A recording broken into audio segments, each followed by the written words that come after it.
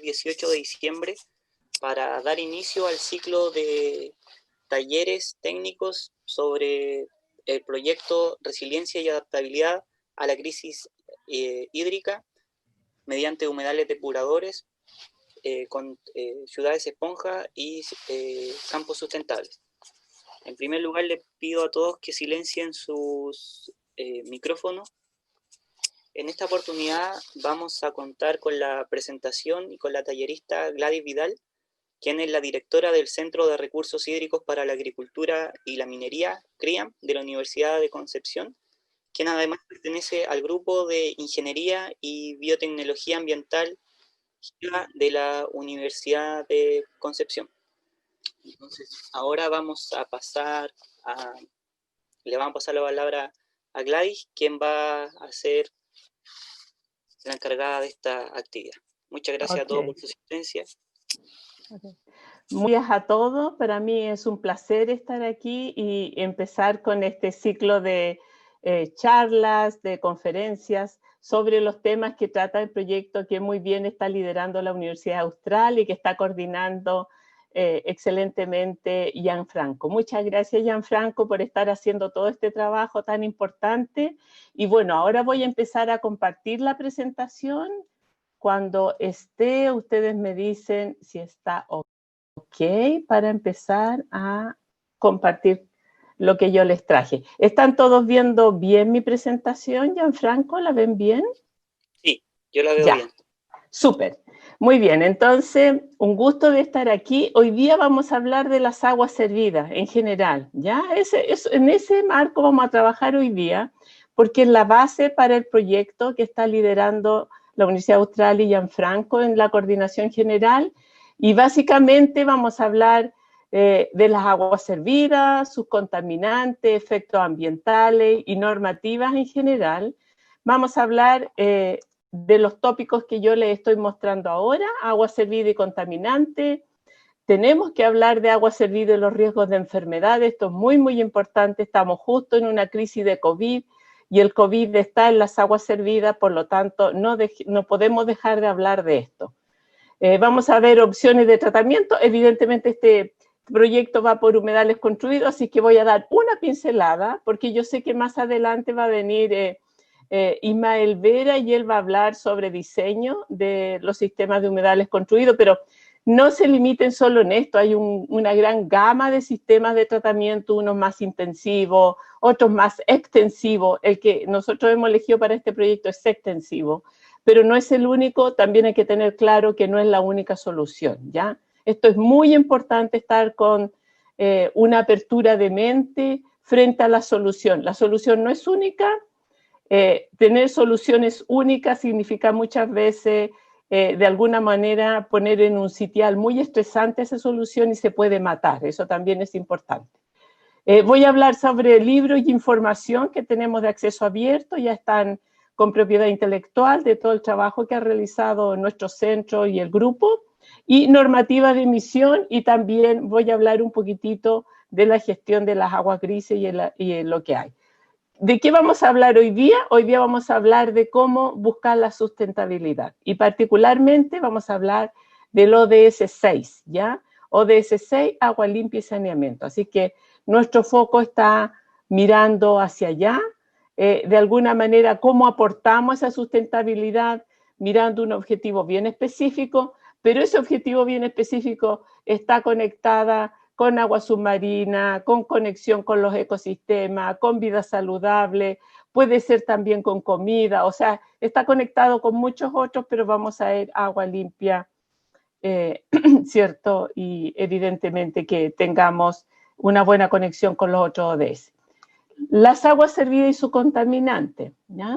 Cuando estamos hablando de esto y ahora mucho más debido a la escasez hídrica por el cambio climático, siempre vamos a hablar, ¿cierto?, que ahora ya podemos gestionar más en el origen las aguas y podemos ir dentro de nuestros hogares, nuestras casas, cómo hacer la diferenciación de aguas negras y aguas grises.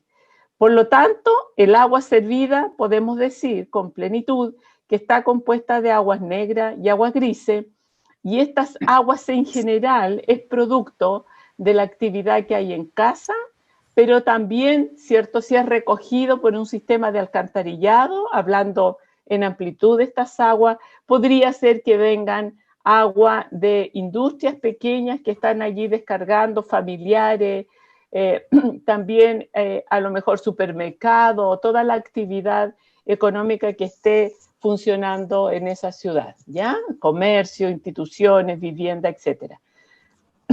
Las aguas en general nosotros las podemos describir como un agua que tiene contaminantes sólidos, como que podemos ver evidentemente como sólidos suspendidos totales o sólidos coloidales o sedimentables. Y nosotros podemos aquí ver básicamente material que flota, ¿cierto? Que puede ser partículas finas, coloidales, grasas, aceite, pero también sedimentable. Y por otro lado, si vemos en la parte central de este vaso que yo les estoy mostrando, esta agua servida completa, donde hay aguas grises y aguas negras, tiene material disuelto, materia orgánica, nutrientes, coliformes, fecales, que son bacterias, pero también virus, patógenos, y también microcontaminantes. Por ejemplo, hay cuestiones que nosotros claramente vamos a poder tratar con humedales, como es el tema que nos está llamando hoy día, pero van a haber otras cosas que los humedales no van a poder responder. Por ejemplo, yo tengo aquí el tema de nutrientes, parcialmente podré eliminar nutrientes, pero, por ejemplo, patógenos no se puede eliminar por humedales, microcontaminantes tampoco. Entonces, hay cosas que podemos hacer y otras cosas que no podemos hacer con la tecnología. Por eso es tan importante tener una mirada amplia, saber lo que estamos haciendo con la tecnología y no de alguna manera empoderarla de cosas que no puede realizar, ¿ok? En general, nosotros podemos describir un agua servida como esta lista que yo tengo aquí, con una serie de parámetros que claramente podemos medir. Existen métodos para medirlos, no hay ningún problema, cualquier laboratorio los puede hacer. Por lo tanto, nosotros podemos a nuestra metodología evaluar qué performance tiene, qué eficiencia tiene, y dependiendo de cómo es el desarrollo del país, de la ciudad, uno puede caracterizar agua con concentraciones débiles, medias o fuertes. Chile, por su nivel de desarrollo, en realidad están las características que son de concentración fuerte, es decir, vamos a tener de estas tres opciones que tenemos aquí y que básicamente se comparten en la tierra, nosotros ya por el nivel que tenemos vamos a tener en nuestra agua servida muchos sólidos, ya sean totales, suspendidos, coloidales, etcétera. La materia orgánica cae en la concentración del rango mayor y esta materia orgánica la podemos medir como DBO, demanda biológica o bioquímica de oxígeno, DQO, demanda química de oxígeno, y también carbono orgánico total. Pero el parámetro que está en la normativa, todos sabemos, yo tengo entendido que aquí hay muchos representantes del sistema público, ¿cierto? Sabemos que básicamente la DBO es la que está normada en el país, lamentablemente diría yo, porque la DQO también es muy necesaria, porque cuando esto se descarga a un río, no solamente la DBO es la que genera el daño, sino también la DQO en los ecosistemas, ¿ok? Pero bueno, otros países de Latinoamérica sí lo tienen, tenemos que avanzar hacia allá. También aquí tenemos muchas formas de nutrientes, nitrógeno, ¿cierto? Son los macronutrientes que tenemos en el sistema, fósforo es el otro macronutriente, pero hay muchas formas dentro de estos macronutrientes, por lo tanto, el nitrógeno lo podemos encontrar como orgánico, como amonio libre, como nitrito, como nitrato, y dependiendo, ¿cierto?, del estado de oxidación que esté, así lo vamos a encontrar, y así también, si lo descargamos en ecosistema acuático, así van a ser los daños que vamos a tener. En un lago cualquier forma de nitrógeno va a tener un impacto grande, pero si tenemos un río oxigenado y con capacidad de dilución, podemos a lo mejor descargar vertido, y así lo permite el Decreto Supremo 90, que tenga mayor amonio, por ejemplo, o nitrógeno Hieldar, ¿cierto? Nitrógeno total Hieldar, que sea capaz de depurar. El fósforo, también encontramos fósforo orgánico, inorgánico, entendiendo que las aguas servidas, más del 60% básicamente es fósforo inorgánico. ¿ya? No sé si alguien quiere preguntar, tengo un ruido. Si alguien quiere preguntar, por favor. Gracias, como yo lo había mencionado, aquí todos están los metales pesados, pero también lo podría ver. Y coliformes fecales, que es toda la contaminación biológica, que es el indicador. Pero detrás de coliformes fecales tenemos virus y patógenos, ¿ok? Nuestra norma, solo norma coliformes fecales, que ahí también hay un signo de interrogación, pero detrás tenemos todos los virus, ya los vamos a mencionar más adelante. Y microcontaminantes, que voy a dar una pasada, pero claramente en Chile esto no está regulado, falta mucho tiempo para aquello, y tampoco tenemos forma fácil de cómo medirlo. Ahora quiero irme a aguas grises, un poquitito, que probablemente es algo que vamos a poder gestionar mejor en este proyecto. Y las aguas grises nosotros dijimos que eran aquellas, ¿cierto?, que de alguna manera podíamos gestionar dentro de una casa. Y aquí claramente yo estoy mostrando una casa en un corte, ¿cierto?, vertical, y estamos viendo que podemos tomar el agua de la bañera, esto significa ducha también, aquí hay una ducha corriendo, el agua del lavamano y el agua de una lavadora, ¿ok? Solamente contaminaciones o cargas orgánicas más débiles, ¿ya? No están las cargas fuertes que podrían ser, aquí lo está mostrando abajo, de, por ejemplo, el WC o evidentemente todo lo que viene lavado de platos de la cocina, por eso aquí tienen un lavador de platos, ¿ya? ¿Cuánta agua aporta cada uno de estos mecanismos, de estos elementos o implementos que tenemos dentro de nuestras casas? Si tenemos agua, la agua base, que serían las aguas que vienen de la ducha, de la tina, del lavatorio, fíjense que es más del 50%. O sea, si queremos gestionar aguas grises, tenemos que mirar esas aguas grises que vienen de la ducha, que vienen de la tina, que vienen del lavamanos, ¿ok? Ahí está la mayor cantidad, porque lo que andamos buscando es calidad. Aquí hay un juego entre calidad y cantidad, ¿ok? Buscamos cantidad, pero esa cantidad tiene una calidad, ¿ya? Y hay que mirar qué concentraciones tiene.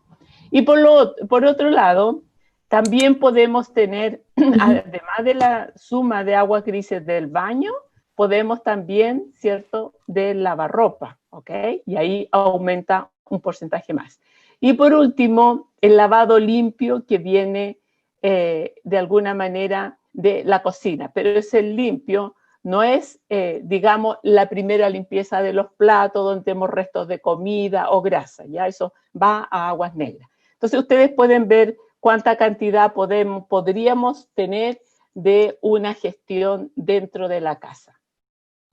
Si miramos, aquí hay una lámina que yo he tomado de un seminario que se hizo de aguas grises, un recurso latente que se hizo en mayo de 2007 en la IRIS, y podemos mirar los porcentajes que podemos traer de cada uno de estos ítems. Entonces, podemos ver que las aguas grises en porcentaje, la mayor cantidad viene de la tina y la ducha, como yo había dicho, de la cocina viene una fracción menor, del lavadero también tenemos un porcentaje muy elevado y un poquitito menos del lavamanos. Yo creo que todos estos conceptos ya los tenemos, ¿cierto?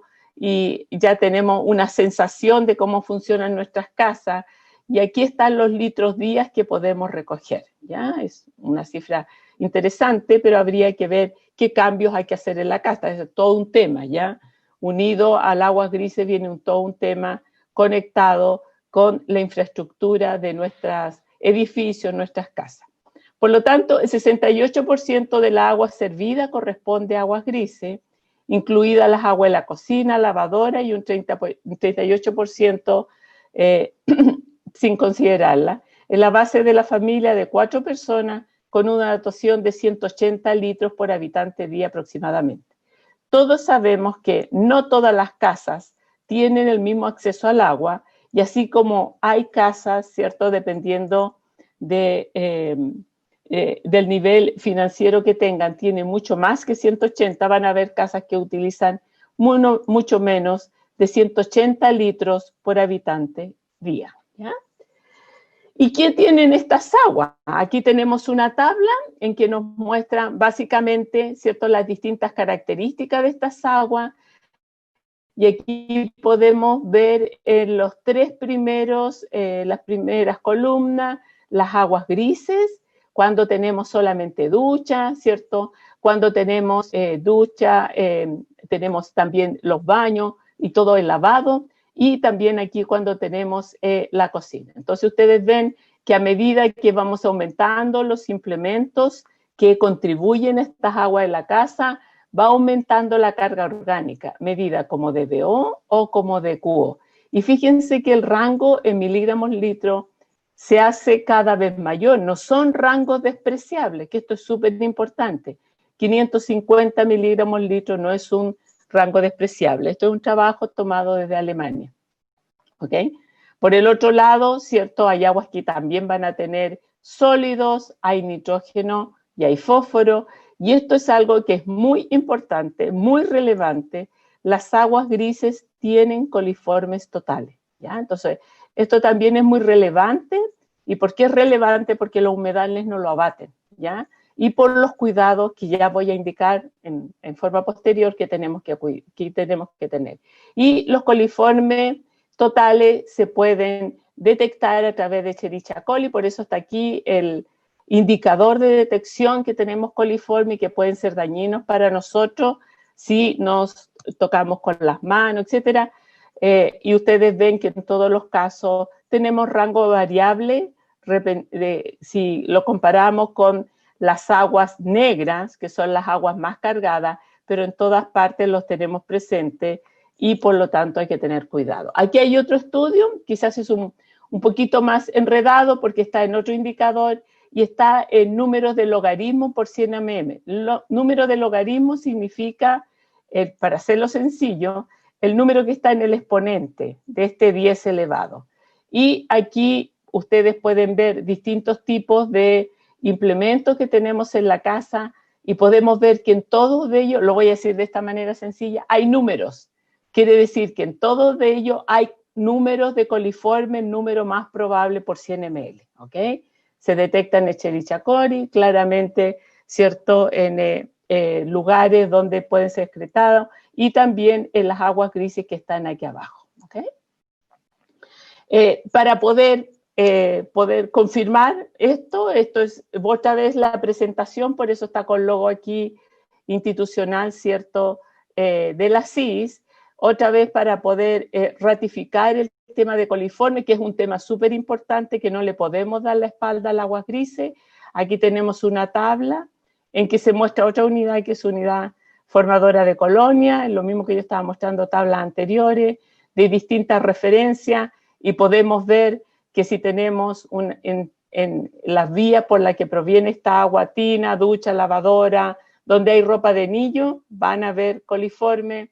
Si hay tina y ducha solamente, otra vez hay coliforme. Máquina lavadora de ropa, lavamanos, ducha y lavaplato, ok. Entonces, es algo interesante porque por el otro lado, un agua servida donde están todas las aguas, las grises y las negras, los índices van desde 10 elevado a 5 y 10 elevado a 8. Por lo tanto, fíjense que aquí casi ninguna se nos escapa, ¿ya? Y el contenido de aguas grises, ¿cierto? De dónde las podemos tener y qué constituyentes van a ver. Por ejemplo, si tenemos un lavaplato, un lavavajilla, allí hay materia orgánica, hay nutrientes, hay sólido, hay detergente, hay niveles altos de grasa y aceite, y esto, grasa y aceite, yo lo voy a mostrar después al final. Si no tenemos buenos desgrasadores antes del humedal construido, es veneno para el humedal porque se destruye, ¿ok? Entonces, esto es muy importante saber los orígenes, qué concentraciones y por lo tanto el humedal que vamos a poner no es el que pueda eliminar todo por arte de magia, tenemos que ayudarle. Observaciones, material particulado, solidificación de grasa, obstruyen unidades del sistema de tratamiento. Aquí ya lo está diciendo, no lo estoy diciendo yo. Fíjense, otra vez les hago notar, esta es una diapositiva de la CIS, ya lo está diciendo la entidad, ya que va a fiscalizar esto. Lavadero, lava ropa, ¿ok? Otra vez tenemos altas concentraciones de detergentes, que serán fósforos probablemente, material biodegradable, productos químicos, agentes de limpieza especializados, pelusas sólidos. Y aquí, lavado de pañales aumenta el contenido de patógenos, ¿ya? Otra vez la relevancia con patógenos. ¿Y por qué hablo tanto de patógenos? Porque es lo que nos va a enfermar directamente a nosotros, esto es inmediato, ¿ya?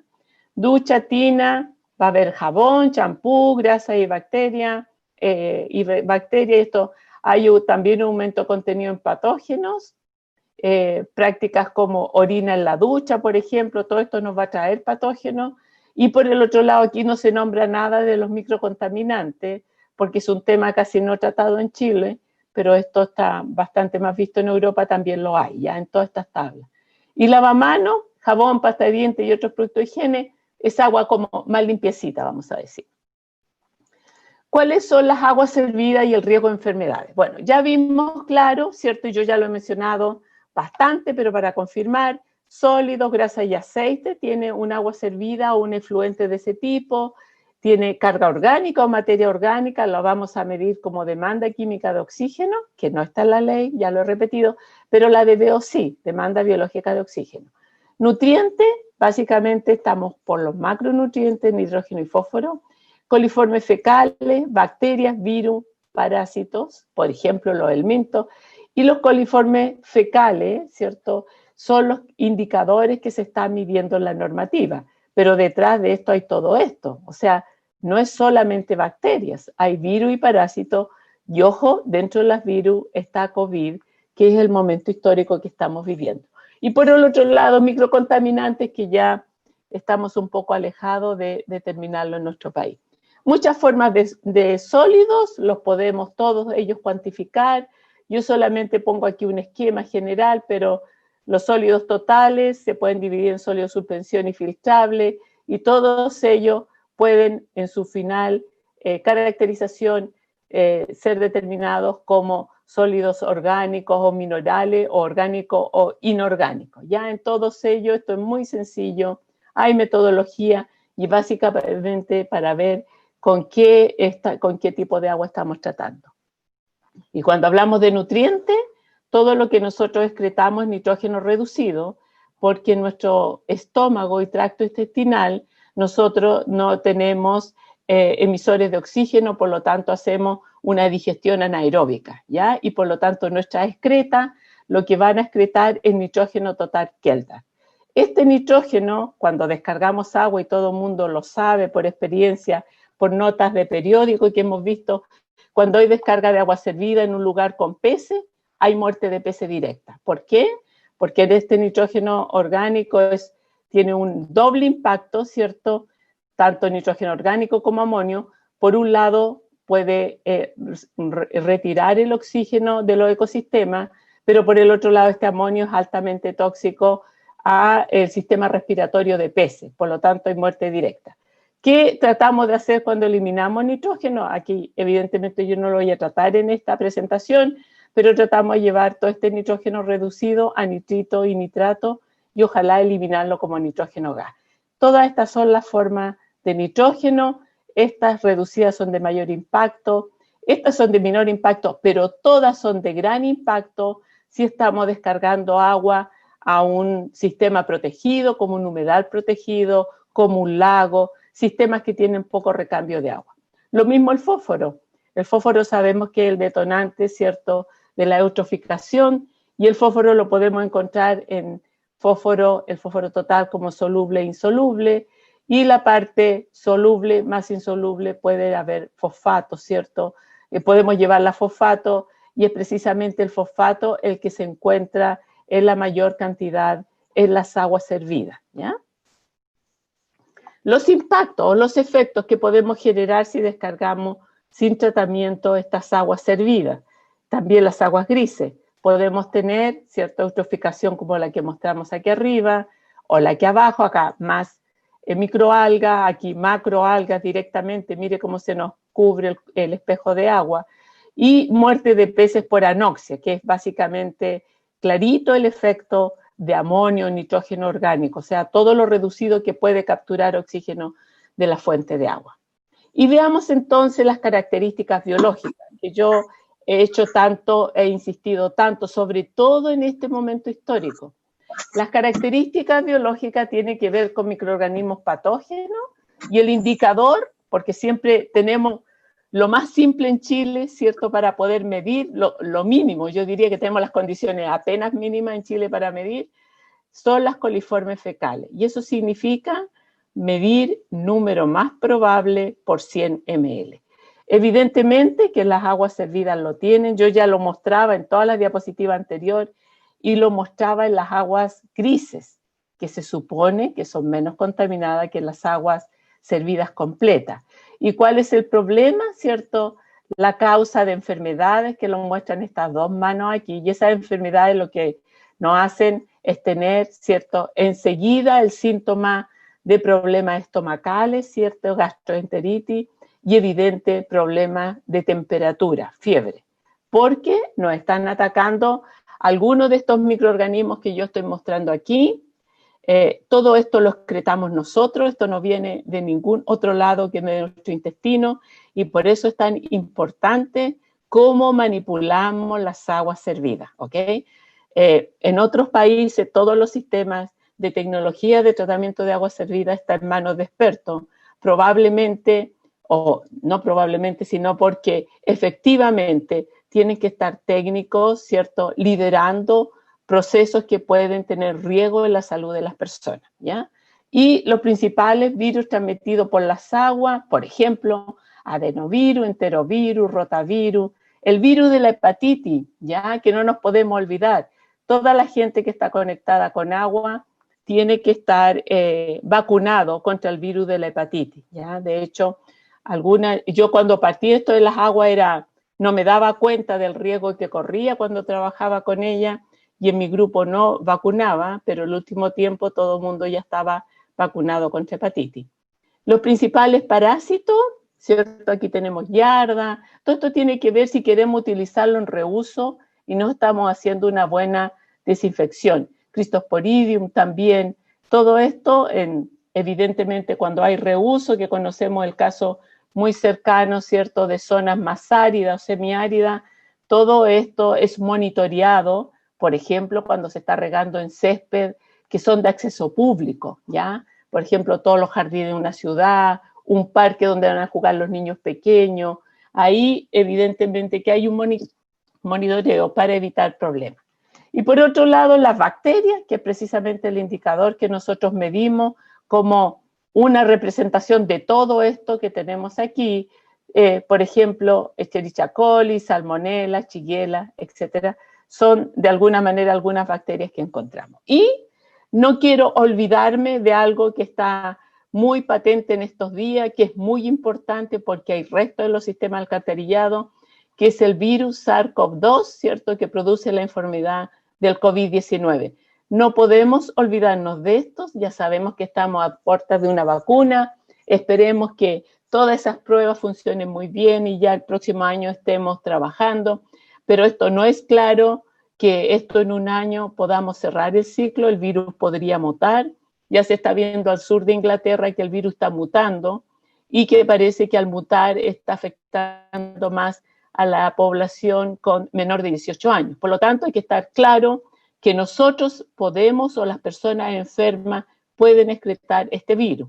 Hasta el momento no se ha podido comprobar, no tenemos ninguna evidencia que, ¿cierto?, las aguas de alcantarillado puedan contaminar o infectar a las personas. Pero sí recuerden las gotitas, que siempre estamos con mascarilla por el tema de las gotitas. Si hay un sistema alcantarillado y va agua allí contaminada con virus, esas gotitas, si las inhalamos porque estamos sin mascarilla, sí podría producir un contagio, ¿ya? Entonces, sabemos que este SARS-CoV-2 es un virus, es un síndrome, ¿cierto?, de respiratorio agudo que evidentemente nos causa la muerte, que estamos con muchos problemas en el sur de Chile, particularmente ahora en Concepción estamos con contagios altísimos, y que evidentemente este virus, que es la enfermedad del COVID-19, antes, durante y 20 días posterior a la infección, el coronavirus deja un rastro genético que es expulsado en la orina. Por lo tanto, va a estar en las aguas servidas, en la orina y en las heces y otros métodos de excreción. Por eso la identificación en la recogida de las aguas de los servicios en el alcantarillado es como una forma para poder evaluar de esa zona si alguien tiene COVID o no. En Chile han habido 2 proyectos de poder de alguna manera trazar a través del sistema de alcantarillado la población que está enferma, y es precisamente por esto, porque nosotros lo excretamos antes, entonces puede haber una acción preventiva, pero también lo seguimos excretando después de habernos recuperado de la enfermedad.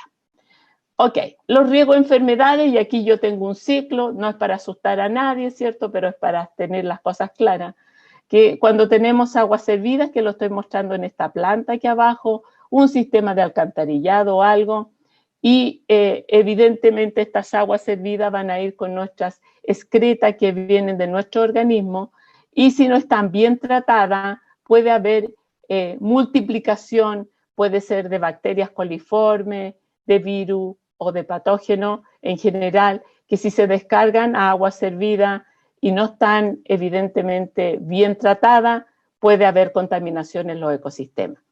Ahora es muy importante también en el reuso, ya no solamente que estamos aquí, hago como una idea, que no es una descarga muy elegante, hago una idea de descarga a un ecosistema, pero podría ser que también nosotros lo reusemos. Ojo, el reuso concentra, por lo tanto hay que mirar también cómo es evidentemente ese reuso que queremos hacer. Riesgo para la salud humana, el agua residual cruda contiene una gran variedad de patógenos humanos, la concentración varía de una región a otra, muchos patógenos sobreviven en el entorno de tiempo suficiente para transmitir o permitir la transmisión a seres humanos, y las principales vías de transmisión es el contacto humano con las aguas servidas o las aguas residuales, la inhalación de aerosoles de las aguas residuales, ojo, cierto contacto, inhalación, el consumo de alimento contaminado, es decir, si yo riego esas aguas que están contaminadas, una lechuga, un rabanito, etcétera, el consumo de alimentos, digo, el consumo de agua contaminada, eso es obvio, el consumo de animales o productos animales contaminados y la transmisión de enfermedades transmitidas por vectores, es decir, si yo tengo esas aguas expuestas y puede generarse vectores allí o aves, evidentemente eso puede transmitir a otras partes del territorio. Aquí hay una tabla donde muestro las enfermedades por bacterias, ¿cierto? No las vamos a repasar todas, pero no tenemos tiempo, pero podemos decir algunas al menos. Por ejemplo, la salmonela, que es bastante común, la fuente es las heces que nosotros vamos a excretar, el periodo de incubación es de 7 a 28 días, la duración es de 5 a 7 días, hay fiebre, tos, náusea, dolor de cabeza, vómito, diarrea, etc. O por ejemplo, Shigella, que también yo lo indicaba en alguna parte anterior, evidentemente también tiene diarrea, altas temperaturas, vamos a sentir retorcijones muy fuertes o pujos intensos, etc. ¿Ya? Entonces, aquí hay una serie de síntomas del periodo que tenemos. Esto yo después les voy a dar literatura para mirar, y también la duración. Miremos la Escherichia coli, ¿cierto? Aquí hay 2 variedades, vamos a mirar esta. También está en las S, todo está en las S, de 5 a 48 días, de 6 a 19 días el periodo de incubación, y estos son dolores abdominales, diarrea acuosa, fiebre con escalofrío, náusea, y evidentemente vamos a tener fuertes dolores de cabeza. Todo esto que estoy diciendo yo, estamos viendo de una mala gestión o de uso de o contacto con las aguas servidas. En el caso de los virus, también, ya cuestiones parecidas, quizás podemos mirar el tema del virus de la hepatitis, por ejemplo, que esto es complicado, es el cansancio, debilidad muscular, pérdida de apetito, diarrea, vómito, ya, cambio en el color de los ojos, de la piel, y esto ataca directamente a órganos internos de nosotros. Y todo esto va también por excreción de ese periodo de incubación de 15 a 20 días, y la duración puede ser de 1 a 2 semanas, pero si esto es muy intenso, nosotros podemos tener daño de nuestros órganos para toda la vida, ¿ya? Y riego de las aguas servidas sin tratamiento, ¿cierto? Aquí podemos tener una visión general de los patógenos bacterianos, ¿cierto? También de los parásitos, de los virus entéricos, no olvidar el COVID-19, que aquí no está, el SARS-CoV-2, los virus patógenos, ¿cierto? Que no solo están los que yo mostré, que mostré una tabla, pero hay muchos más de 140 tipos de virus patógenos pueden ser transmitidos, ¿cierto? A la alimentación debido al agua por riego o por reuso. Algunos pueden encontrarse en los aerosoles, que esto también es importante, donde se utiliza el riego por aspersión, ¿ya? Entonces, no olvidar que solo está en el líquido, sino también en lo que de alguna manera podemos encontrar en el aire. Y yo no he hablado nada de compuestos específicos, que tiene que ver básicamente con las actividades antrópicas que estamos haciendo en nuestro territorio. Entonces, solo para hacer un guiño y no irme solo para la parte biológica y materia orgánica y nutrientes, no olvidemos que todos nuestros territorios estamos haciendo distintas actividades antropogénicas, ¿ya? Que son para el desarrollo socioeconómico en nuestro país. Por lo tanto, también tener siempre presente que podemos encontrar hidrocarburos halogenados, dioxinas, furanos, PCB, todo lo que viene de la fuente de la industria de celulosa y papel, los pesticidas que podrían o herbicidas que podrían venir de la agricultura, o fuentes de mercurio naturales o desechos industriales, otros metales pesados que incluso pueden ser naturales, por ejemplo en el norte como tenemos el arsénico, o dependiendo del sector socioeconómico que tengamos en nuestro territorio. Entonces, esto es un guiño para decir que también podrían haber, y depende lo que tengamos en nuestro territorio, ¿ya? Es por esto que nosotros tenemos un sistema de vigilancia muy bien, de alguna manera, desarrollado. Todas estas cosas que yo he dicho, no es que yo esté descubriendo la pólvora, esto el sistema de salud lo sabe, por eso es tan estricto, con todos los permisos que da y lo hace muy bien a mi modo de ver. Hay que estar seguro que toda acción que hagamos es una acción que tiene que estar respaldada, que no va a haber ningún problema para la sociedad, para las personas, porque al fin y al cabo, ¿cierto? Ese problema se le va a devolver al Estado. Por lo tanto, hay que ser súper responsable y evidentemente yo lo que estoy mostrando aquí es el triángulo de la enfermedad, en que tenemos que tener, en el que tenemos un huésped susceptible o receptorio, ¿cierto? O reservorio de esa enfermedad y un agente que lo va a afectar, que en este caso estamos hablando del agente biológico.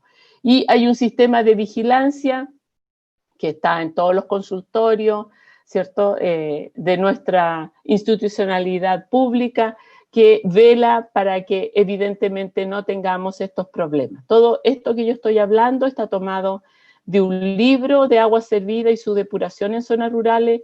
Es un libro que editamos en el centro y en el grupo que yo lidero y que evidentemente después voy a indicar su disponibilidad. También, así pero súper cortito, esto es básicamente para saber que existe.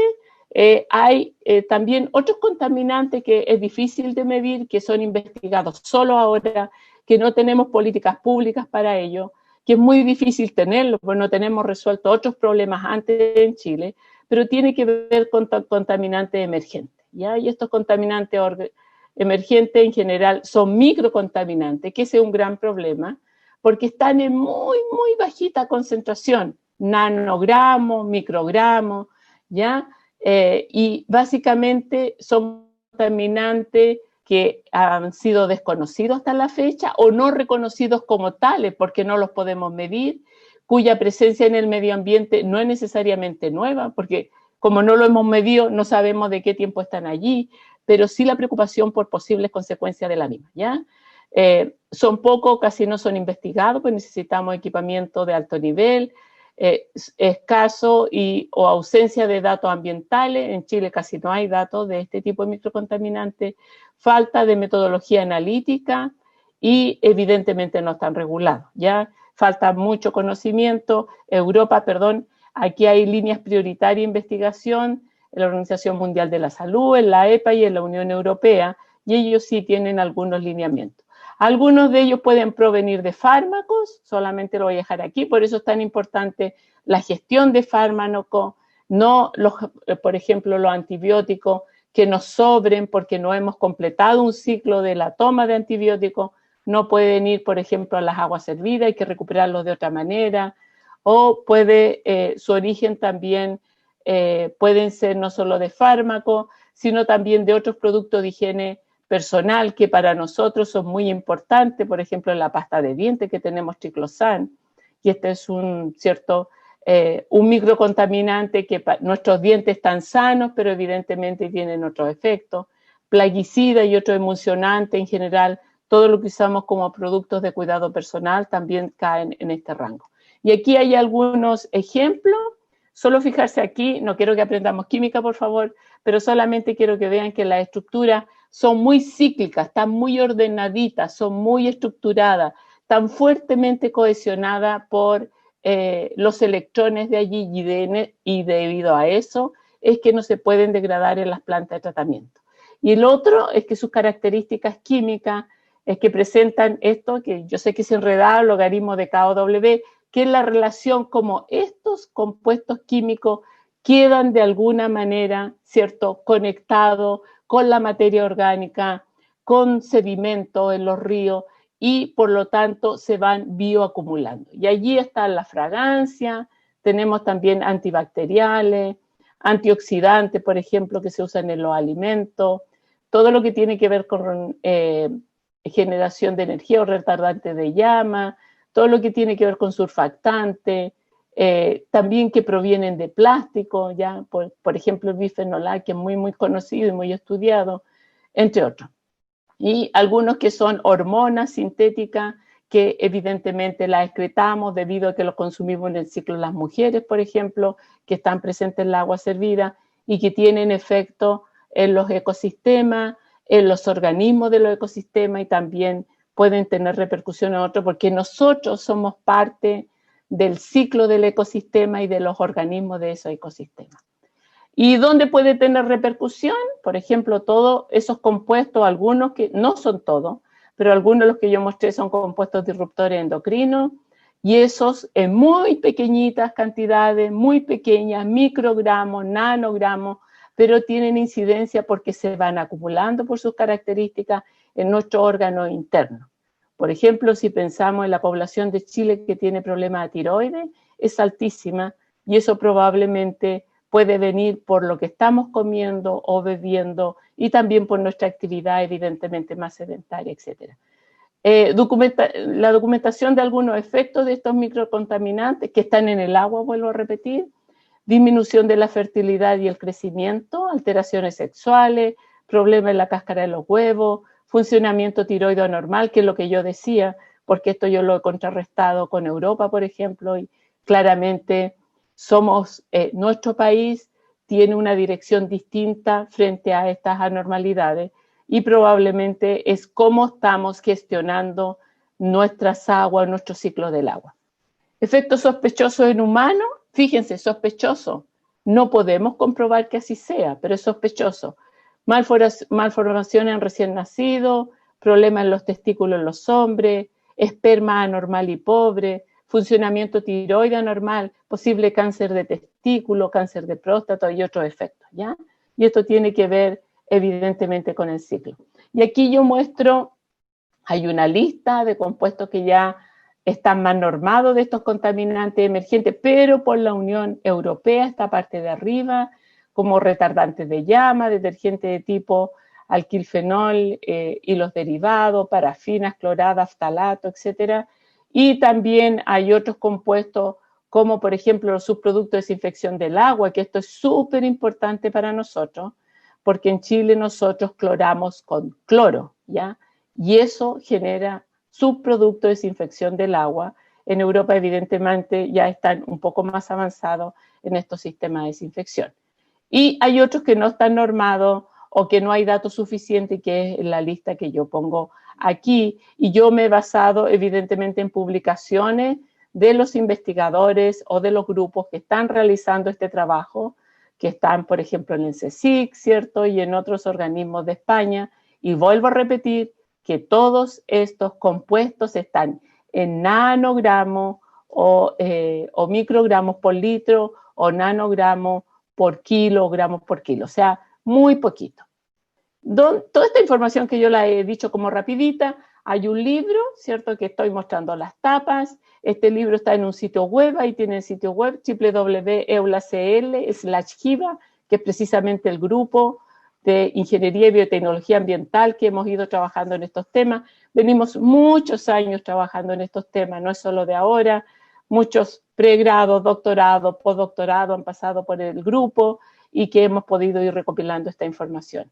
Aquí están los capítulos del libro, las aguas servidas, los riesgos de las enfermedades transmitidas, sistema de vigilancia y salud pública en Chile, para mostrar que también, ¿cierto?, el sistema público está muy atento a todos estos problemas, contaminantes químicos, también, y ahora sí la solución, desinfección de las aguas servidas, ¿cierto? Si tenemos los problemas, para no tener estos problemas estomacales y todo eso transmitido por virus, patógenos, bacterias, etcétera, tenemos que tener desinfección clarísima y tecnología de tratamiento, que hay como una revisión de todas las tecnologías.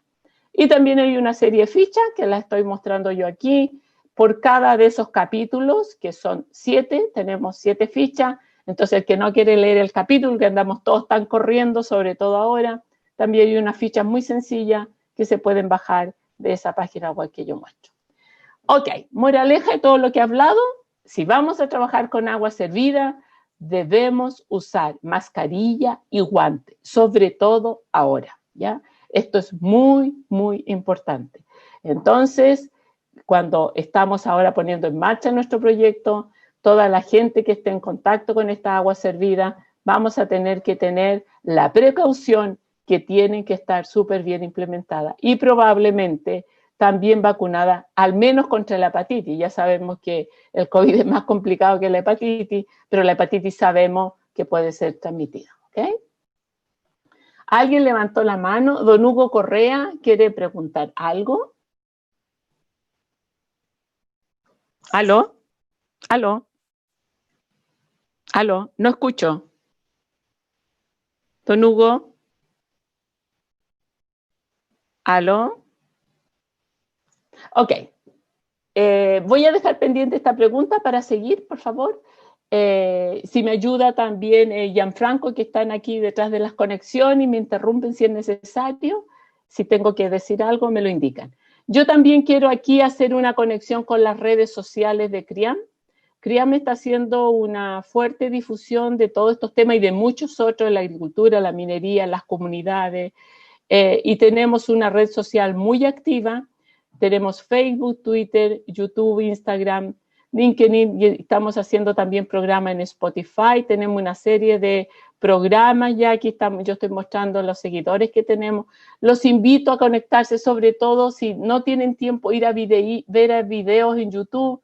Tenemos más de 56 videos ya producidos en nuestro canal de YouTube de CRIAM. CRIAM está escrito aquí arriba, CRHIAM, ya en las redes sociales, lo pueden encontrar de esa manera. Ir a nuestra página web y mirar un poquitito la información que tenemos. Tenemos unas series comunicacionales que son unos libritos de 20 hojitas muy sencillos de leer, de muchos temas distintos, y siguen saliendo porque evidentemente el centro está en plena ejecución, ¿vale? Entonces, es una invitación a poder seguirnos, conectarse, le está llegando. Si se conectan con CRIAM y nos siguen, no tienen por qué leer todo, pero el artículo, algo que les llegue y sea interesante para ustedes, lo pueden tomar y nos pueden contactar.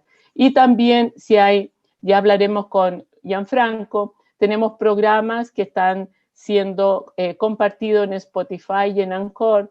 Lo estábamos haciendo toda la semana, ahora lo vamos a hacer cada 15 días, y tenemos representantes del sistema público y privado que dan entrevistas de temas específicos, por ejemplo, la Mesa Nacional de Agua ahora, o la enfermedad del COVID en un tiempo atrás, o todo lo que tiene que ver con emisiones, que seguramente va a venir el tema ahora de Decreto Supremo 90, que evidentemente otra vez lo vamos a retomar, etcétera, ¿ya? Ok, opciones de tratamiento para el agua servida, yo solamente voy a hablar de una, ¿ya? Pero que quede claro que esta no es la única, es una opción debido a este proyecto que se está ejecutando. pero esta opción que hemos tomado no resuelve todos los problemas tampoco, ya resuelve solo un tema muy específico, pero tenemos que tener precaución, ¿ok? Para poder no destruir la tecnología, ¿ya? Entonces, dijimos, vamos a repasar, el efluente siempre está constituido de sólidos, grasa y aceite, materia orgánica, nutrientes. Tenemos también coliformes fecales, bacterias, virus patógenos y microcontaminantes, ¿ok?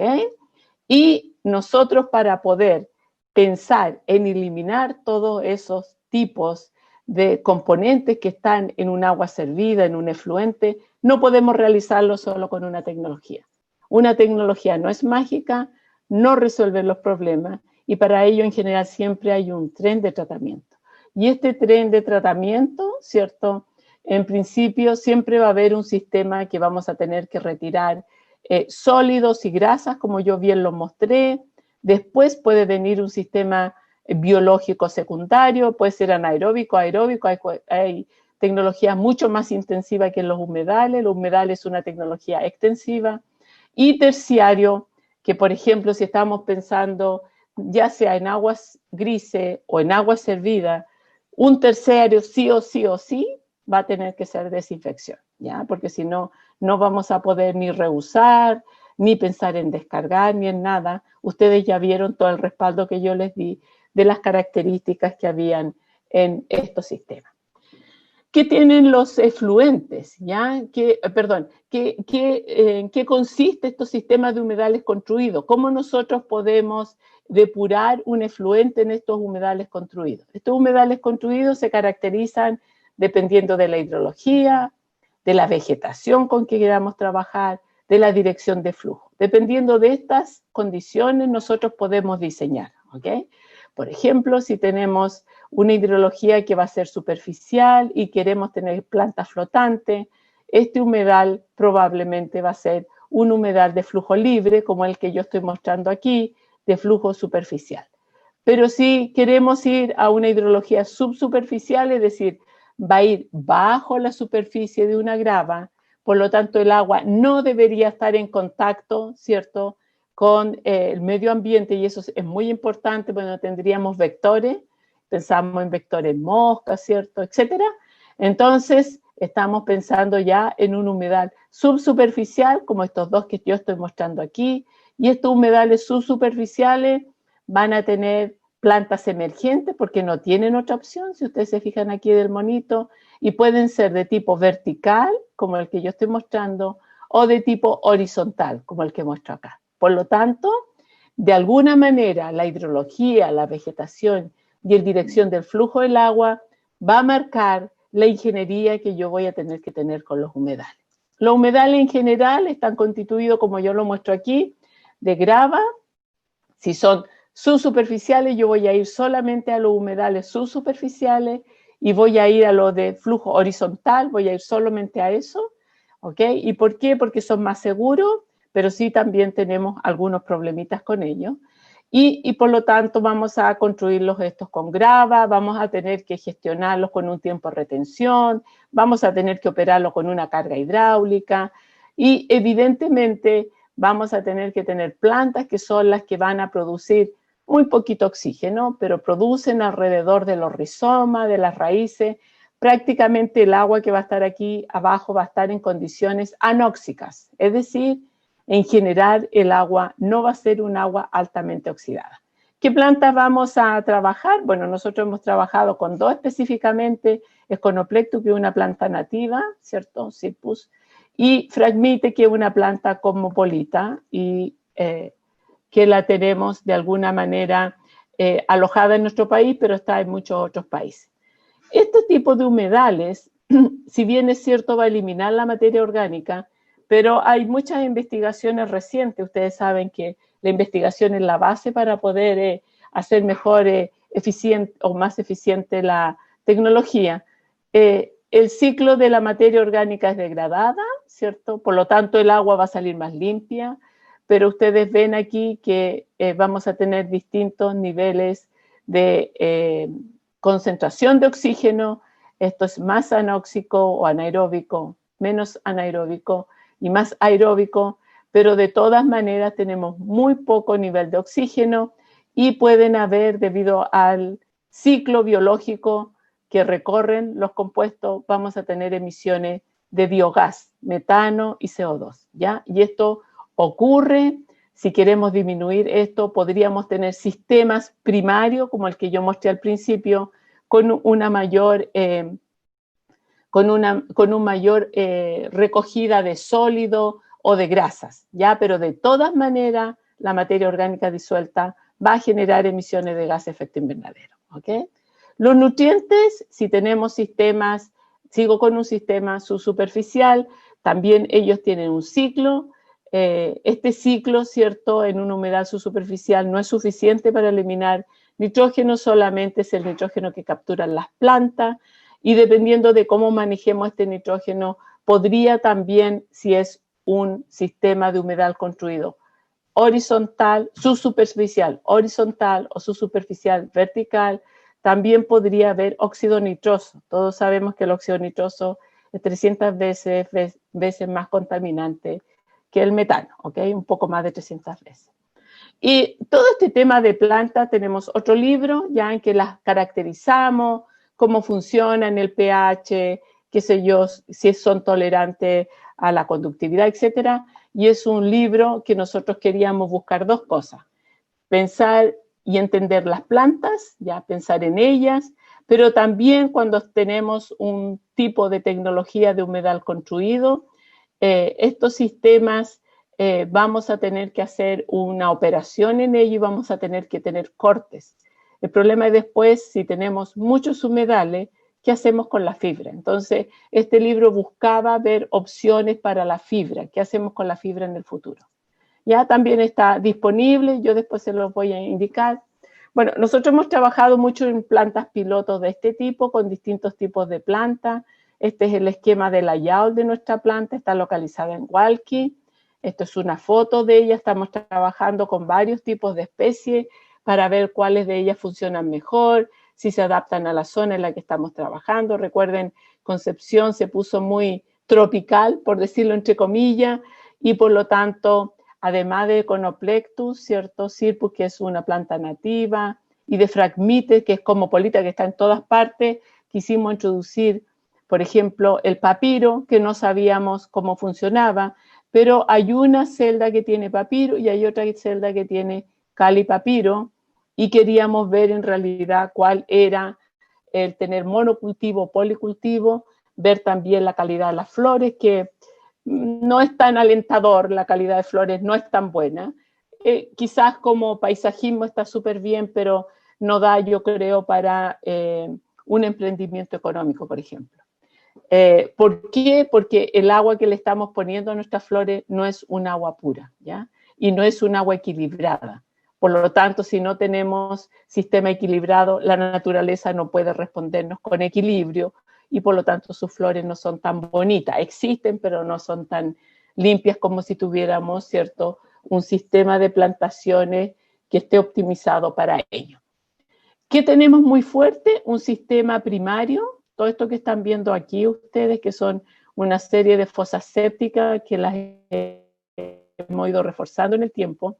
Ustedes ven que el humedal, no ven el agua, ustedes ven grava, aquí se pueden parar arriba, no pasa nada.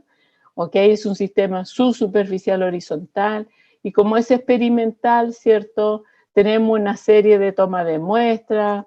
Esto también tiene una estructura especial porque hemos querido saber qué pasa en la altura de este humedal de 0,5 metros, cómo son las condiciones de aireación, cuánto aire introducen las plantas, qué pasa con la anoxia, qué pasa con la distinta degradación de los compuestos. Aquí ustedes ven que estamos siguiendo muchos parámetros tanto in situ como parámetros que hacemos en laboratorio, y tenemos ciertas características también en nuestro humedal. La idea básica es poder monitorear y estar seguro de lo que estamos diciendo, ¿cierto? Y por el otro lado, estudiar también y monitorear las plantas y ver cómo ellas contribuyen a la eficiencia general de este humedal, ver cómo cubren, también es muy importante para nosotros ver el tema del paisajismo si vamos al área rural, y eso significa medir cobertura, abundancia o longitud de la planta y cuánto la planta puede extraer también de esas aguas servidas en nitrógeno y fósforo. Esos son fotos, floraciones, ¿cierto? Las mejores que hemos podido tener de todas nuestras plantas, ¿cierto? Aquí las calas se ven muy bonitas, pero evidentemente no todas tienen esa característica. Y aquí está Daniela, que hizo su tesis doctoral y después su postdoctorado en este tema. Vemos a Daniela cómo levanta un core que tiene que ver, este core, voy a volver un poquito atrás, este core es en estos sistemas que están aquí y ella está mostrando, ¿cierto?, cómo este core reproduce de alguna manera las características de la profundidad de este humedal. Y aquí está Mario, que está haciendo su doctorado ahora en temas moleculares, como Mario muestra el agua que entra, ¿cierto? Se ve como oscurita y como el agua que sale. Una foto del humedal y algunas desventajas, que no quiero dejarlo todo en cosas buenas, ¿cierto? Algunas desventajas de estos sistemas de humedales. Esto está dado, esto que yo estoy mostrando está dado por la EPA de Estados Unidos. Y lo primero, requiere un área extensa en comparación con sistemas mecánicos convencionales de tratamiento. Yo diría mecánico y biológico, ¿verdad? Son muy intensivos, ocupan menos área. Esto ocupa mucho más área, por eso están pensados básicamente para la área rural. La eliminación de DBO, de QO, nitrógeno de estos humedales es un proceso continuo y renovable. El fósforo, los metales y algunos compuestos orgánicos persistentes no son removidos y permanecen en el sistema ligado al sedimento y por ello se acumula en el tiempo, ¿ya? En clima frío, las bajas temperaturas durante el invierno reducen la tasa de eliminación de DBO5 y nutrientes. Esto está textual de un texto, yo después si quiero se los puedo enviar. La mayoría del agua contenida en los humedales es anóxica y limita entonces la nitrificación, es decir, lo que entra como amonio, dicho de otra manera, lo que entra como amonio, nuestras excretas, nuestros orines, no pasa a un nitrógeno oxidado, para que lo tengamos claro, y eso significa que no estamos avanzando en la depuración del nitrógeno. Los sistemas de humedales construidos no reducen coliformes ni patógenos en general, por lo tanto sí o sí hay que pensar en desinfección. Y si no se retiran bien las grasas y sólidos en el tratamiento primario, se puede generar un problema de taponamiento. Se llama clogging en inglés, ¿ya? Perdiendo las capacidades hidráulicas. Es decir, con este listado ya tenemos dos tecnologías que tenemos que acoplar a un humedal, que son sistemas primarios o de limpia fosa o de retirar grasa y un sistema terciario de desinfección. Entonces aquí una foto.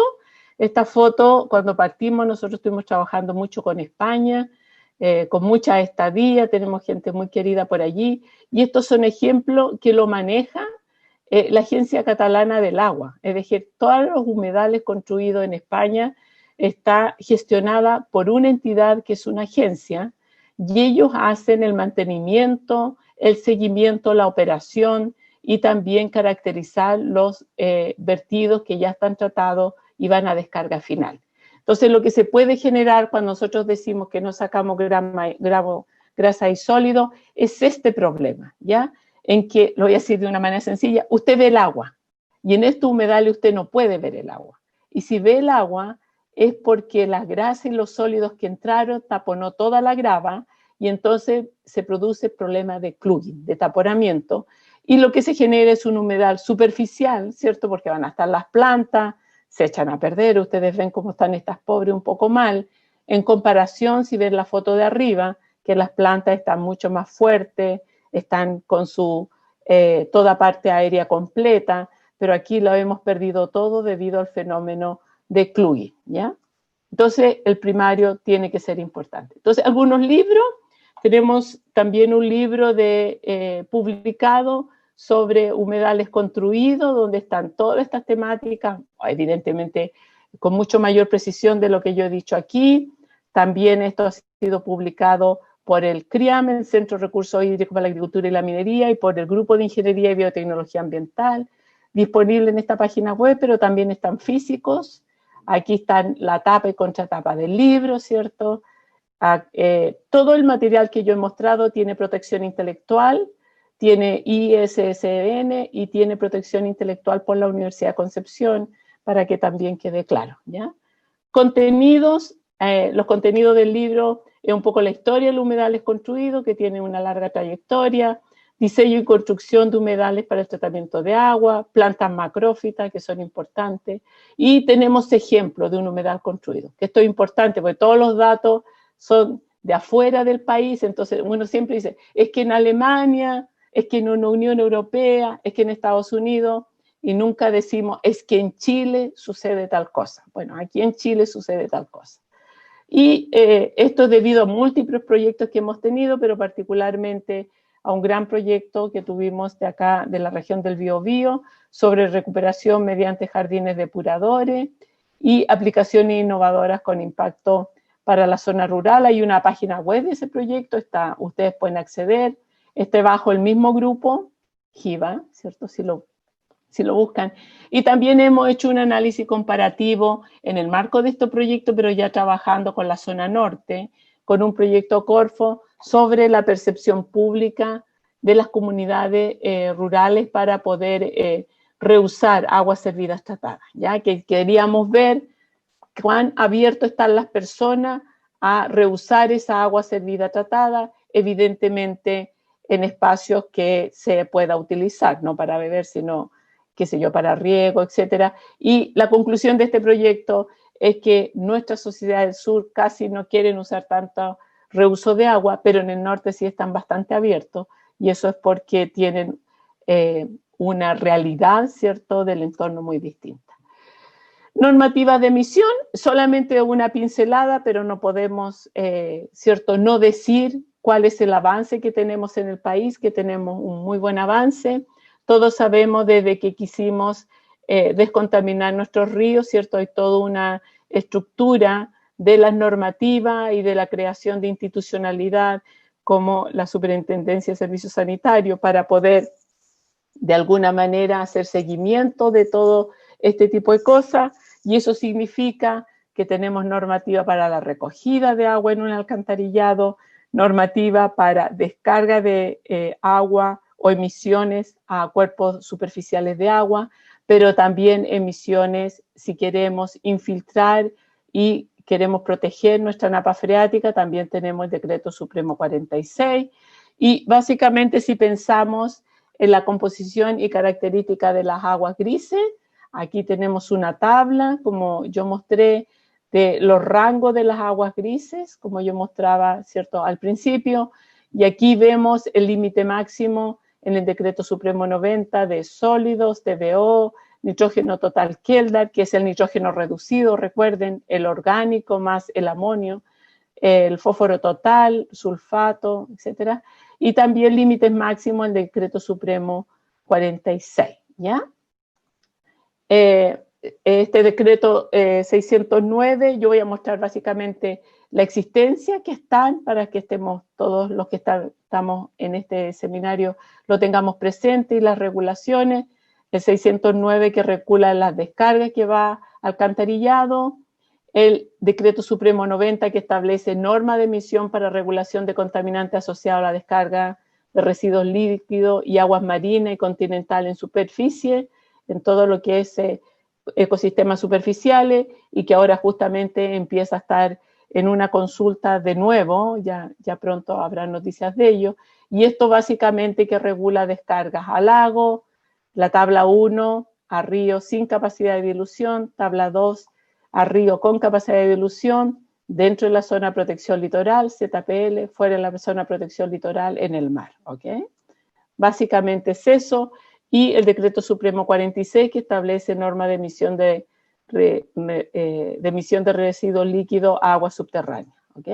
Y agua subterránea, evidentemente, tenemos que conocer muy bien los acuíferos en la zona que vamos a hacer la infiltración, porque tenemos que ver si es más vulnerable o menos vulnerable para poder considerar su descarga. Y sabemos también, ¿cierto?, que del 2018 está en el diario, publicada en el Diario Oficial, la ley que regula la recolección y reutilización y disposición de aguas grises.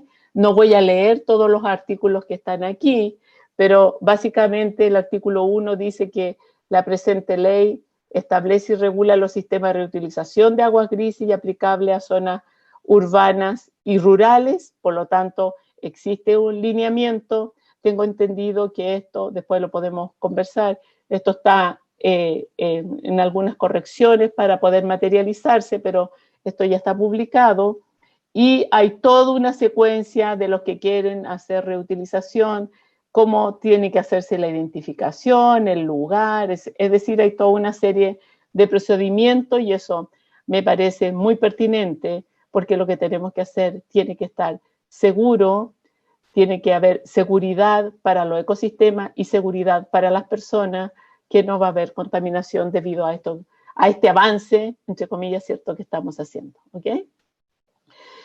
También el artículo 7, 8 y 9 son interesantes de mirar, porque el artículo 7 nos indica que las aguas grises deberán conocerse independientemente, deberán colectarse independientemente de las aguas negras, ya esto significa cambio en casas. El artículo 8 dice que el reglamento establecerá el destino que podrá darse a las aguas grises tratadas, y aquí indica cuál es destino, urbano, recreativo, etcétera, pero también hay prohibición de reutilización de aguas grises, ¿ya? Y esto también es interesante de revisar. Por ejemplo, para nombrar algunos, en procesos productivos de la industria alimentaria, obvio, ¿cierto? Porque hay riesgos allí, uso, establecimiento de salud general, cultivos acuícolas, por ejemplo, moluscos, que estos lo que hacen es concentrar sobre todo los microcontaminantes. Piensen que en el agua de la ducha van a haber microcontaminantes, pues nosotros nos lavamos el pelo, van a haber jabones, van a haber champú, etc. Entonces van a haber microcontaminantes en las aguas grises, ¿ya? En torres de refrigeración también, en uso de fuentes o piletas ornamentales. Entonces hay ciertas restricciones que hay que considerar. Y por último, también indica que las autoridades competentes podrán elaborar programas educativos y de capacitación, que esto lo quise poner porque es muy interesante para la universidad. Como estamos en un centro, ¿cierto?, que nos interesa ayudar a la difusión a la comunidad, entonces evidentemente para nosotros es interesante estar conectado con la comunicación, la difusión, ojalá que la mayor cantidad de personas sepan qué es bueno, qué se puede, qué no se puede, dónde están los riesgos, es decir, educar en el amplio espectro de la palabra. Los libros que ya les mencionaba, ¿cierto? Estos tres creo que ya se lo he dicho, pero hay otros también. Hay un libro que editamos en conjunto con personas en Latinoamérica, pero esto es mucho más abierto porque es alternativa de saneamiento de agua residuable aplicable a Latinoamérica y es a otros rubros, y lo hemos hecho con personas. María Teresa es de México, Florentina también es de México, Jaime es de Colombia. Hemos editado este libro y estamos pronto a sacar un libro de soluciones basadas en la naturaleza, que lo vamos a editar desde CRIAM, que incluye algunas otras cosas que tienen que ver con la agricultura, que pronto ya lo vamos a publicar. Hay muchas publicaciones de esto, hay muchos trabajos. ¿Por qué con tanta confianza puedo hablar? Porque hay muchos trabajos que han sido referidos por personas expertas de todo el mundo. Yo les muestro algunas tapas. Todos estos son los autores del grupo que yo lidero, el grupo de Ingeniería y Biotecnología Ambiental. ¿Y por qué uno puede estar segura de hablar de lo que dice? Es porque otros en otro mundo la han validado a través de esta investigación. Yo he puesto solamente unas últimas publicaciones, hay muchas más, pero aquí está Leonardo, por ejemplo, que es parte de este proyecto, también se doctoró en el grupo. Daniela, que yo ya la mostré, doctora en el grupo. Muchas tesis de pregrado en ingeniería ambiental, en bioingeniería para ver los ciclos de la materia orgánica, etcétera. Aquí hay uno que tiene que ver con desinfección, si ustedes se fijan, está pequeñito, pero habla de desinfección. En general de humedales superficiales verticales para poder eliminar nitrógeno, para ver el nivel de oxígeno. Esta fue una persona que vino de la Universidad de Valladolid a estudiar con nosotros, etc. Hay mucha investigación que hemos generado que para nosotros es el respaldo para poder poner la cara frente a la comunidad y que ahora yo la estoy compartiendo con ustedes. Está difundido en los medios, ¿cierto?, públicos de la región.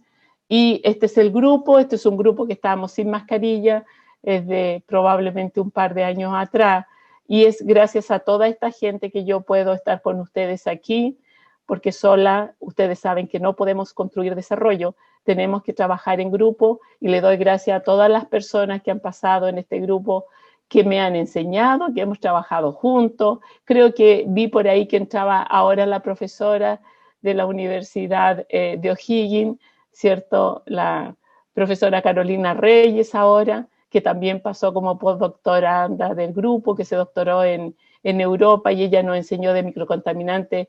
Hay que agradecer a toda esta trayectoria, a todo lo que hemos formado, porque es parte de este conocimiento que ahora ya podemos llevarlo a la sociedad.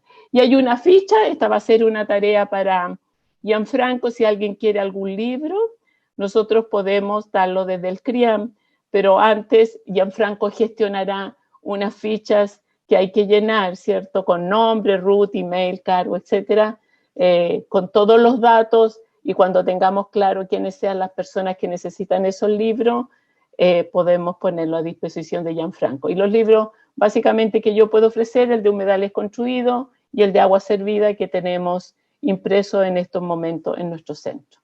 Creo que era eso, y recordarle por última vez que esta información que yo estoy diciendo ahora ya es vieja porque ya pasó, pero la información nueva que estamos generando ahora en el Centro de Recursos Hídricos para la Agricultura y la Minería está en nuestras redes sociales, todo lo nuevo, lo contingente, el estrés hídrico que estamos teniendo, cómo lo resolvemos, cómo nos conectamos entre la sociedad, sector público, privado, cómo generamos políticas públicas. Todo esto está en el material que estamos generando ahora. Muchas gracias a todos, muchas gracias por estar aquí y por haber escuchado esta presentación. Y bueno, ahora yo voy a dejar a Gianfranco, si está por ahí todavía y no se ha aburrido, para que continúe con esto.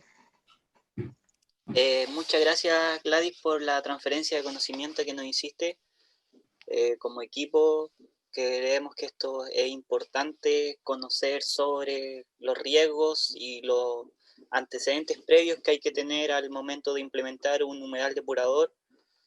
Nos podemos dar cuenta igual que hay bastante experiencia en el mundo, en el norte de Chile, pero en el sur de Chile aún no se ve esto como algo tan cercano. Este proyecto también quiere aterrizar todos estos conceptos y todo el conocimiento que anda dando vuelta en nuestro territorio.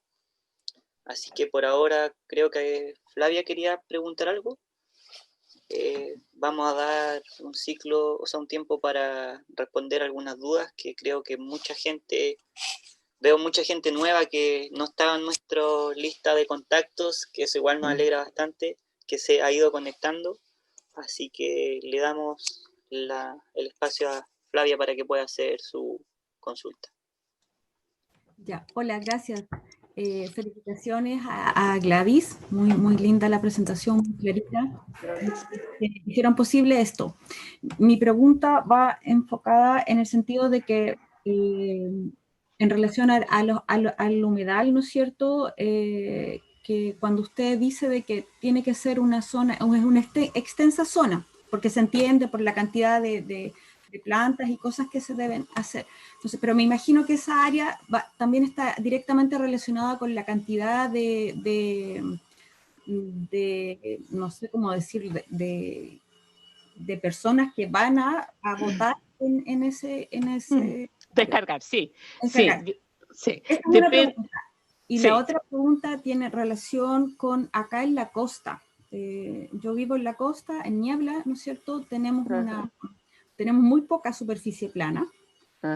Y lo otro es, a mí, en toda mi investigación, es la pluviosidad, porque tengo entendido de que estas aguas, ¿no es cierto?, tienen que estar cierto tiempo dentro del humedal para que pueda producirse toda la transformación y eso. Entonces, el problema grande aquí en la costa es la alta pluviosidad, ¿no es cierto?, y también las bajas temperaturas. Entonces, ¿cómo funcionarían aquí en la costa? Y a eso súmale, ¿no es cierto?, la gran pendiente que tenemos. Entonces, esas son mis preguntas, mis dudas. Gracias. Ya. De nada, son dudas muy inteligentes. Qué bueno, se entendió. Lo que dije se entendió. Ok, entonces, vamos a partir por la primera. evidentemente que el tamaño, para dimensionar, yo no voy a hablar tanto de diseño porque no quiero entrar en conflicto con la otra persona que va a venir, creo que en enero, ¿cierto? Gianfranco va a venir, Ismael y va a hablar de diseño, pero una aproximación, ¿vale? Para poder diseñar nosotros tenemos que efectivamente saber cuántas personas van a emitir y qué materia orgánica vamos a descargar. Esos son los parámetros de diseño.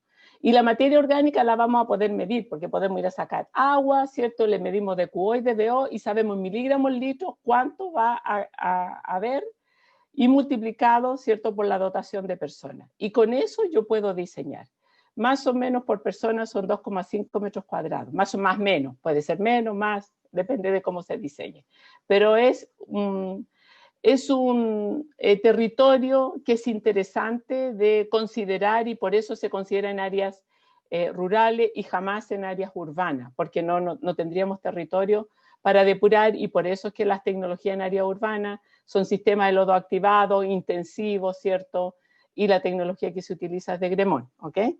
En el caso de donde hay pendiente y pluviosidad, también muy inteligente la pregunta, tuvimos la presentación de cuando se hizo la presentación del proyecto y habló un profesor que también tenía pendiente en una montaña, ¿ya?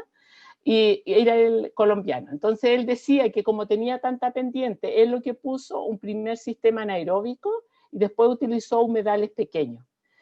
Como tenemos pendiente y no tenemos tanto espacio, hay que entrar a jugar con otras tecnologías. Entonces, esto es muy importante entender que una no es solo la solución. Podemos buscar juegos de soluciones, pero eso significa también saber manejar esta otra tecnología, que esta otra tecnología es anaeróbica, es bacteriana, va a haber biogás, que es bueno, pero hay que manejar ese biogás, que también sabemos que el biogás, ¿cierto?, es inflamable, qué sé yo. Entonces, todas las cosas tienen ventajas y desventajas, como todo en la vida. Y si hay pluviosidad, que también es muy importante, como usted vio lo que yo mostré de humedales y es grava, el agua va por abajo porque va fluyendo por la grava, pero si hay lluvia, se va a mezclar evidentemente con el agua y van a aumentar los caudales. Y podría ser, ¿cierto?, porque hay una capacidad construida, podría ser que no tengamos la degradación completa y en el fondo estemos un poco diluyendo, pero no sea regular la salida en parámetros de operación. Entonces, esas son las respuestas y sí, tienen un pero, como decía mi padre, ¿no? Hay un pero ahí, hay que considerarlo. ¿Vale? ¿Quién más había pedido la mano? ¿Hay alguien que levanta la Hay mano? una, profe Gladys, hay una persona que consultó a través del chat, que es Roxana. Dice, ¿podría aclarar lo que sucede con el nitrógeno en los humedales anóxicos pilotos? Ok. Luego de eso el turno de Leandro. Ok, súper. El nitrógeno, recuerde que yo hablé muchas formas de nitrógeno. El nitrógeno de forma reducida y oxidada. Reducida quiere decir que no hay oxígeno y es el nitrógeno orgánico y el amonio. Cuando tenemos orgánico y amonio y no hay oxígeno en el sistema, no pasa nada. ¿Ok? Eso significa que no hay depuración y el nitrógeno que entra, así va a ser el nitrógeno que sale. Si queremos depurar el nitrógeno, yo no entré en temas de ciclos biológicos ni nada, pues no íbamos a enredar, pero si queremos depurar el nitrógeno, tenemos que considerar unidades que ingresen con oxígeno, de tal manera del nitrógeno que es anaeróbico, el nitrógeno que es reducido, pasarlo a nitrógeno oxidado como el nitrito y nitrato. ¿Okay? Eso es básicamente lo que pasa. Perfecto, profe Gladys. Pregunta, Leandro Kunzman levantó la mano y luego Carlos. Sí, bueno, parte lo respondió ya la profesora, pero era más que nada, si pudiese ser como un comparativo en relación a lo que es un tratamiento hoy día con lodo activado, un comparativo en relación a lo que usted está mostrando con los humedales depuradores, porque yo soy de Valdivia y muchos, por ejemplo, proyectos de viviendas que se están instalando en distintas partes, que están poblando el sector rural, por decirlo de alguna manera, ¿cierto? Trabajan con plantas de lodo activado. que necesitan un muy pequeño espacio, entonces a las inmobiliarias les encanta porque como ocupan poquito espacio, obviamente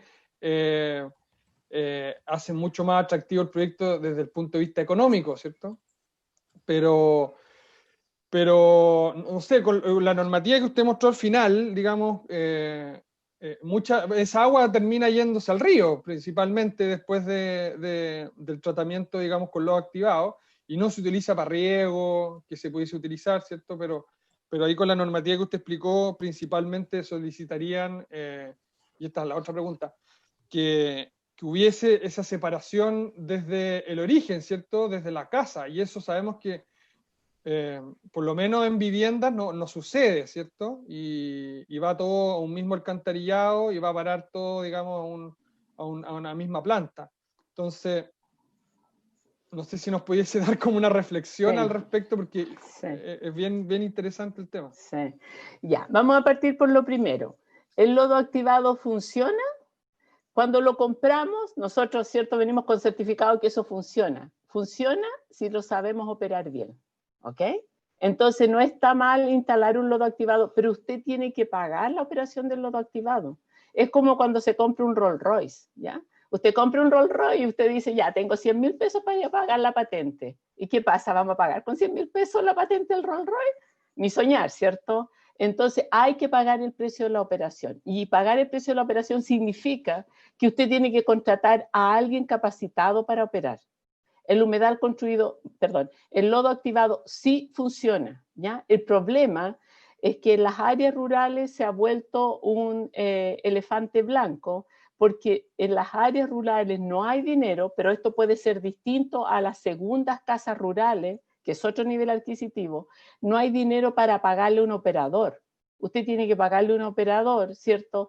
Que sepa lo que es DBO, DQO, oxígeno, pH, que hay un pHímetro en el lugar, que haya un sistema de medir oxígeno. Usted va a las zonas rurales y no hay nada. O sea, los señores con suerte tienen una botella de Coca-Cola y dicen, que son muy inteligentes, dicen, yo todo el lodo, señorita, dicen, lo he hecho a esta botella de Coca-Cola y mido. Si en 5 minutos esto baja hasta aquí, el lodo está bueno y la planta está depurando bien. Y es verdad, esa es una medida de sedimentación del lodo y así funciona el lodo activado, pues significa que hay bacterias floculentas. Y que por lo tanto el agua, si esas bacterias también están activas, se mueven, ¿cierto? Tienen actividad y por lo tanto floculan y caen, el agua está saliendo buena. Pero es el único y es la botella de Coca-Cola, no hay nada más, no hay ningún implemento, ellos no saben por qué, ni qué es DBO, ni qué hay que cumplir. Tampoco ustedes saben la instancia pública, sabemos que no hay presupuesto para ir a fiscalizar. Con suerte se va una vez al año a esa zona, porque están alejadas. Entonces, el problema, ¿por qué se han buscado otra alternativa al lodo activado? Es porque no hay poder adquisitivo en los campos, porque las casas están muy distantes, ¿cierto?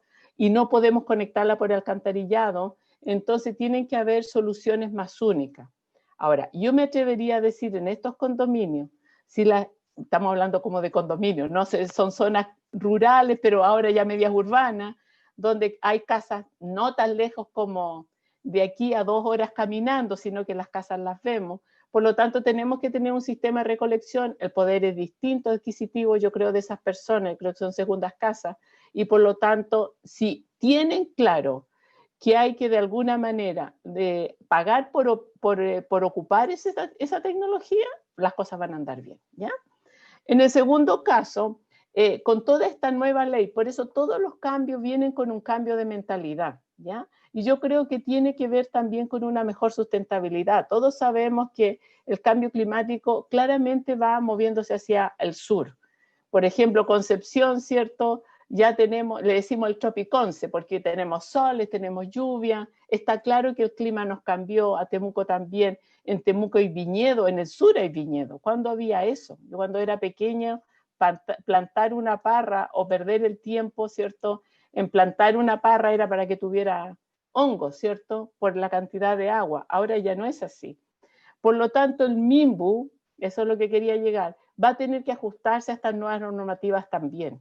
Y esto tiene que ver con la educación de las personas. Si las personas entienden que es más sustentable usar el agua separando aguas grises de negra, los condominios después los mejores y más cotizados van a ser donde haya separación. porque el costo del agua va a ser distinto. Pero eso todavía en el sur no lo vemos.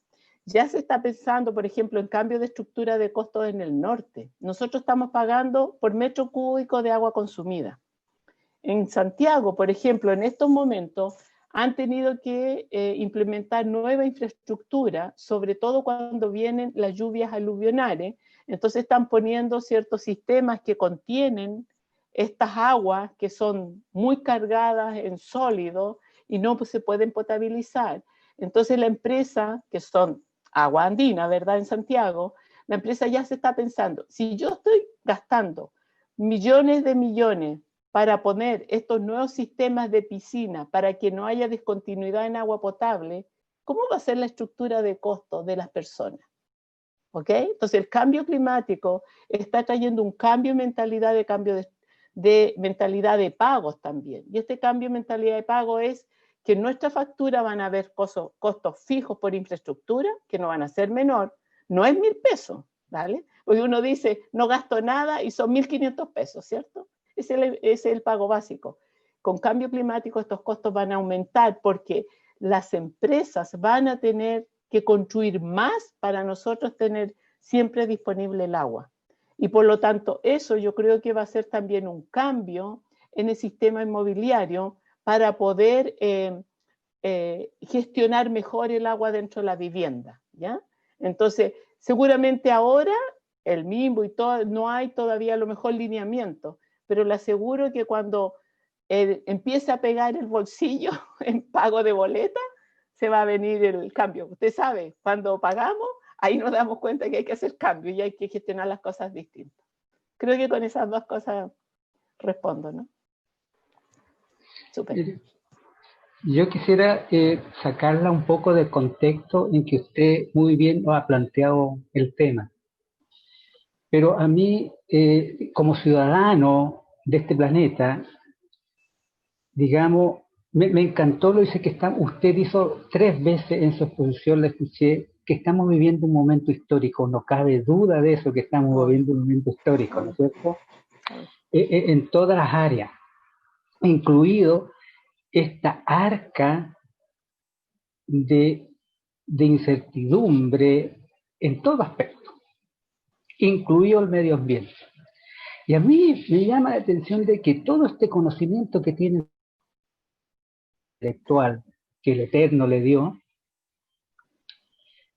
¿cómo podemos estar viviendo un momento tan inflexible cuando nosotros hablamos de la contaminación? Voy a colocar 2 ejemplos para que ustedes después reflexionen sobre lo que me gustaría su reflexión, su opinión.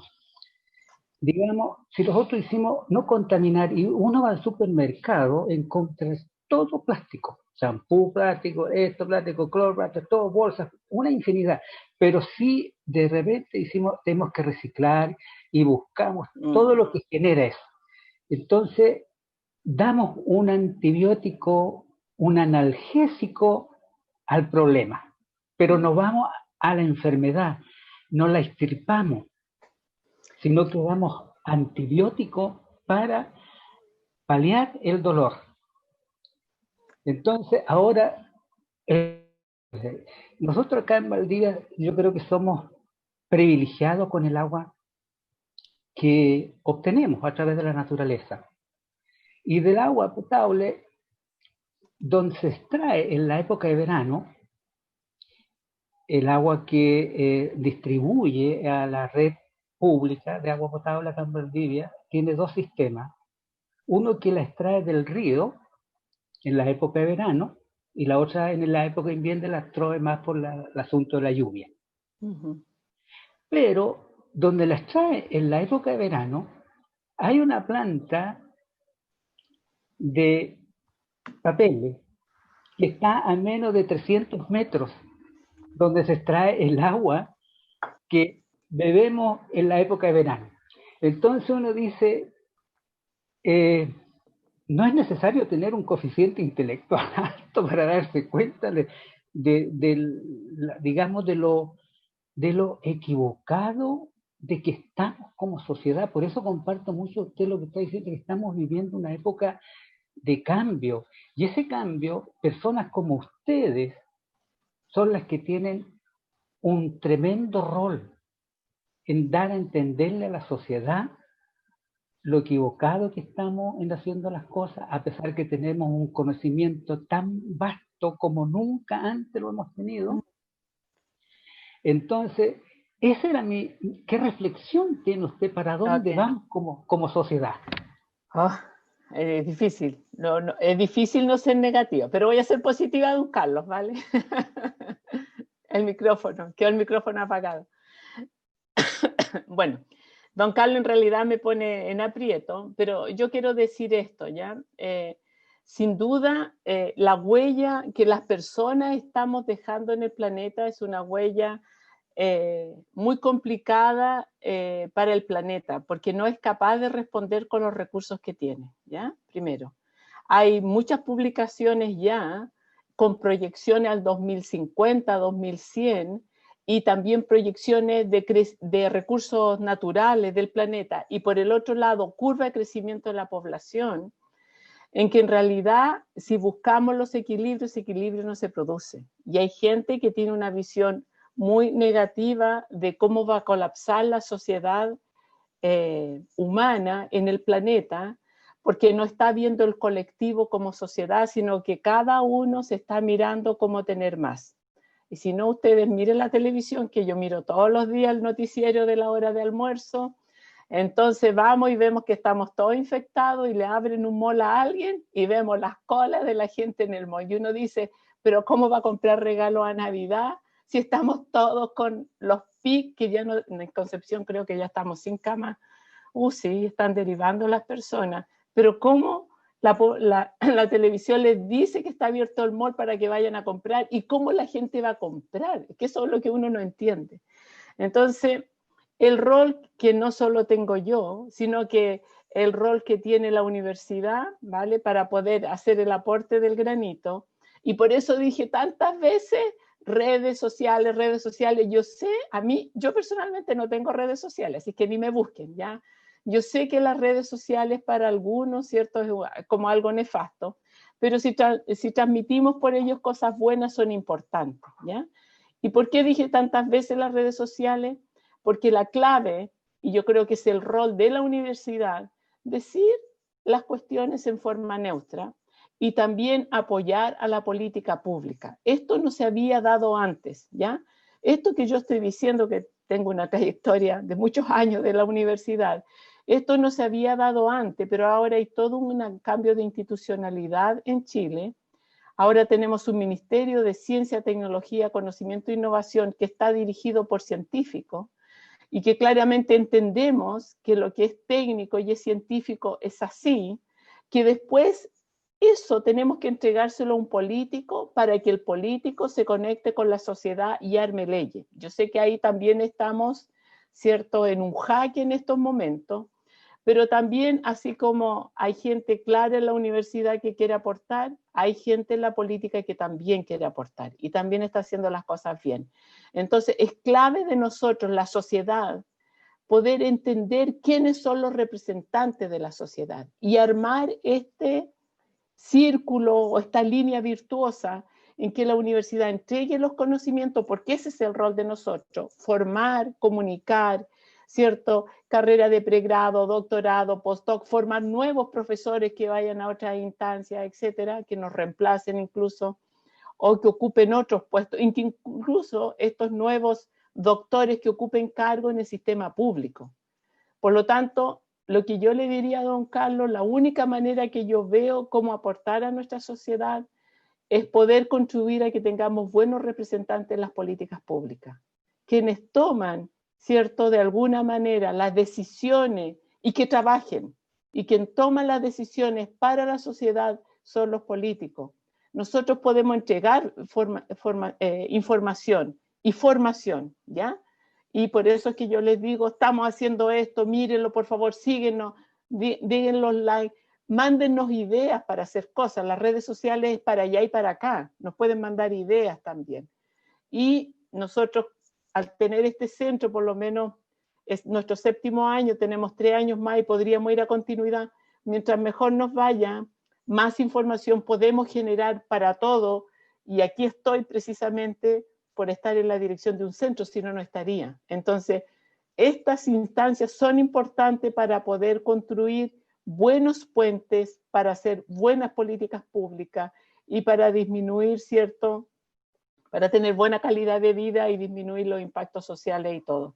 De todas maneras, no vale solo con que Chile haga bien las cosas o lo mejor que pueda, porque es el planeta completo, ¿vale? Entonces, yo espero que del COVID aprendamos cosas y esperaría que no, después que tengamos vacuna y todo, se nos olvide a los 2 días y estemos otra vez todos metidos en el mall comprando, ¿ya? Porque esa es la sociedad del consumismo y para esa sociedad no nos lleva a ningún sitio. Hay que mirar adentro de uno, no mirar lo que uno se pueda poner, por decirlo de alguna manera. Muy bien, muy bien. Muchas gracias. Es cierto que hay que mirarse adentro. Si no está el corazón bien, el resto van a ser... Muchas gracias, Gladys. Muchas gracias, don Carlos. ¿Alguien tiene alguna pregunta? Estamos a punto, son 10 para la 1. Las preguntas que sean más acotadas para poder responder a más gente. No hay ninguna duda más. Cortita, Gianfranco, en relación a la ficha que hay que completar para, me imagino que es para que envíen los documentos, ¿sí? ¿Cómo va a ser eso? Sí, yo creo que es un libro físico, profe. Sí, ya, esta es una tarea que yo no lo comenté con Gianfranco. Gianfranco va a tener tarea aquí. Ya, Gianfranco va a tener 2 fichas, uno del libro de humedales y otro del libro de aguas servidas. Gianfranco, porque yo escuché cuando se presentó el proyecto que la gente quería tener información. La información yo la mostré, es open access, usted puede hacer clic, clic y baja y tiene un archivo PDF. Pero si alguien quiere tener información física, yo te voy a dejar una ficha, Gianfranco, no ahora porque te la envío después, y tú la gestionas con tu gente y se llenan. Y esperamos un tiempo, por ejemplo, va a estar Leonardo también, esperamos un mes, recogimos todas las fichas y después yo te puedo enviar una caja con libros. ¿Te parece? Perfecto. Muchas gracias. No, de nada. Ese es en apoyo al proyecto, que quede, está grabado. Se ríe Gianfranco. Fue de mucha ayuda al conocimiento entregado y adquirido para las personas que están participando. Veo muchas personas nuevas, como les comentaba.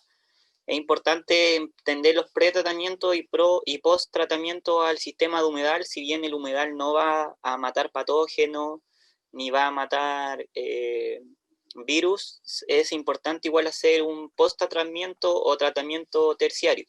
Nosotros en la validación de estos humedales depuradores vamos a hacer todos los pre y post tratamientos para poder tener agua en buena calidad. Vamos a estar midiendo los parámetros en el laboratorio de la profesora Gladys. Así que eso, para que no se queden con la parte, como que piensen que solamente el humedal va a disminuir contaminantes, nitratos y fosfatos. También nosotros vamos a tener post tratamientos con estos sistemas. Para la gente que se viene incluyendo, que no participó del lanzamiento, recordarles que este proyecto se llama Resiliencia y Adaptabilidad a la Crisis Hídrica, Ciudades Esponja y Campos Sustentables mediante humedales depuradores de aguas residuales. Este proyecto es apoyado y financiado por Fomento de los Ríos y ejecutado por el Centro de Humedales del Río Cruces en conjunto con la cooperativa CAREF. Tenemos distintos organismos asociados, como están ahí viendo el Centro de Recursos Hídricos para la Agricultura y la Minería, que es la asesoría científica de la profesora Gladys Vidal, el Instituto Forestal, la Universidad Católica del Maule, que con el profesor Ismael Vera vamos a tener la próxima jornada que va a ser sobre dimensionamiento, y ahí la pregunta que hacía Flavia es importante, que los sistemas donde se va a construir, como decía Gladys, esto era más, usaba gran extensión en cuanto a superficie, pero cuando lo vemos como solución domiciliaria, en realidad no es que necesitemos media hectárea para un tratamiento de una vivienda. Ahora, si hacemos un conjunto habitacional, ahí se puede hacer, ahí se va a necesitar mayor superficie, pero no son superficies tan grandes, pero comparado, por ejemplo, con un sistema de lodo activado, claro que va a cambiar el tipo de superficie, pero claro, aquí en este lugar no hay mucha mano de obra capacitada en tratamiento de agua. Generalmente los lodos activados siempre se echan a perder, hay mala operación, no hay buen monitoreo. Y lo que decía la profe, el cambio de paradigma desde la construcción, desde ya darnos cuenta en realidad que no está, que escasea el agua, los nuevos asentamientos humanos que se están desarrollando en sectores donde no hay planta de alcantarillado, donde no hay planta de agua potable, ahí es donde esto es necesario implementarlo y validarlo. Nosotros necesitamos validar con todos ustedes como actores este sistema de humedal en el territorio. Ya nos dimos cuenta que Gladys tiene bastante conocimiento y bastante experiencia en Concepción, pero de Concepción al sur no hay nada de experiencia de esto, tampoco se han hecho muchas pruebas. Respecto a los que van a pensar, a los que tienen miedo a que hace mucho frío en Valdivia, a que llueve mucho, igual en el dimensionamiento uno mete todos esos factores, las precipitaciones. De igual forma hay caracterizaciones de plantas de acuerdo a los ambientes donde se van a desarrollar, la salinidad igual que va a recibir, las temperaturas bajas a las que puede sobrevivir la planta. Entonces sí se puede adaptar a nuestro territorio, a Valdivia, a los sectores costeros, idealmente dar estas soluciones a niebla, que es el gran problema que hay en la costa de Valdivia, la gran densidad habitacional, que no se están haciendo cargo de estos sistemas y siguen haciendo viviendas, no hay regulaciones, constantemente están derribando los cerros para hacer vivienda, entonces hay lavado de suelo, hay más factores que solamente contaminación difusa por agua gris. En realidad es reorganizar y reordenar el territorio para tener un hábitat más sustentable y poder convivir en armonía con los vecinos y vecinas del sector. Así es que muchas gracias a todos a todas y a todos por haber asistido a este ciclo de capacitación y taller. Fue muy técnica y específico el conocimiento que nos brindó la profesora Gladys. Yo me leí los libros y ahí sale bastante todo en detalle las cosas que ella habló. Por ahí compartieron igual los links donde se podían ingresar, que están en español, que eso es bueno, están con buena letra, con buenas gráficas, que cualquiera puede entenderlos. Y los dejamos invitados para el segundo taller, que ya va a ser dimensionamiento y cálculo hidráulico para dos tipos de humedales, vertical y horizontal, el cual va a ser el día, creo que estamos viendo dónde están todas materias, vamos a hacer 2 días, el 17 y el 18 de enero. Le vamos a estar enviando información igual. Esta clase que hizo Gladys la vamos a transformar en cápsulas audiovisuales, igual que el lanzamiento, y las vamos a compartir en las redes sociales de CAREP y del Centro de Humedales. Van a estar en un canal de YouTube igual. Así que los dejamos a todos y a todos invitados para que sigan participando en el proceso. En caso de tener dudas, pueden seguir escribiéndonos. Nos escribió gente de otros lugares. En primera instancia pensamos en que el proyecto iba a ser solamente para la región de Los Ríos y Valdivia, pero tenemos gente de Puerto Montt, de O'Higgins, de Chillán. Entonces eso nos damos cuenta que existe la necesidad y nos hace seguir más motivados con esto. Así que muchas gracias, Gladys, por tu tiempo. Un placer. Siempre un gusto conversar contigo y aprender de ustedes. Así que... Okay. Un saludo a todos. Muchas gracias por estar aquí todavía. Va a ser ya la 1 de la tarde y veo que hay más de 30 personas, así que muchas gracias por su tiempo también, por estar aquí, por todos sus gratos comentarios que dejaron ahí en el chat, ¿ya? Siempre disponible desde el CRIAM y seguir las redes sociales. Muchas gracias. Claro.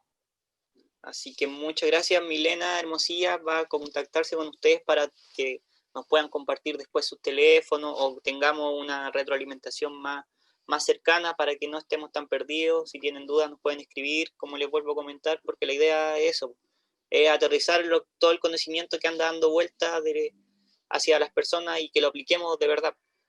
Así que me despido, muchas gracias y nos vemos en una próxima oportunidad.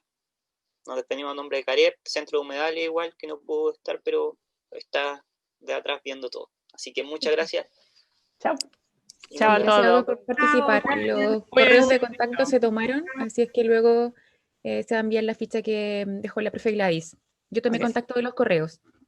Cuídense todos, ¿ya? Cuídense. Hasta luego. Un abrazo para Hasta luego, todos. Gracias. Chao.